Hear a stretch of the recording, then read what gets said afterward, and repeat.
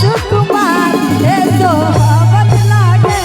बरछा दीवारा सुकुमार हे सोहावन लागे बारी चाल चलियो साखी सुंदर जमैया हे सोहावन लागे बारी चाल चलियो साखी सुंदर जमैया हे सोहावन लागे हे सोहावन बरछाती बारा सुकुमार हे सोहावन लागे बरछाती बारा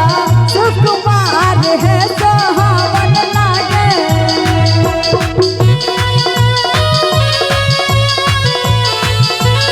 ओहो क्या बात है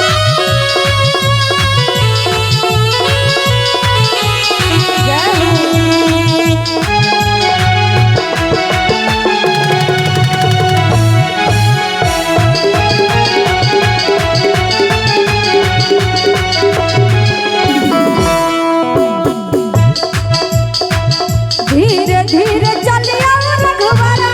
आचरा में फाटा है सोहावन लागे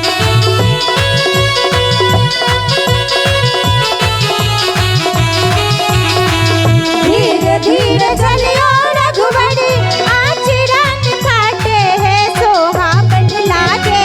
धीरे धीरे चलिया रघुवरा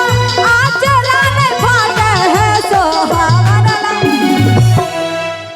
हे सोहावन लागे अचरा के ताना अनमोल हे सोहावन लागे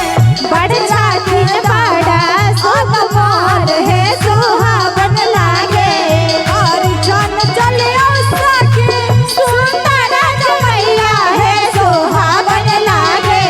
और चल चलियो सखी सुंदर जमैया हे सोहावन लागे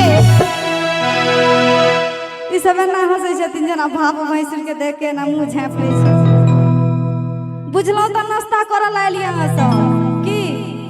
नाश्ता न करबै खुआ बुआ के आशीर्वाद दे बढ़िया से कि धीरे धीरे चलिया रघुवर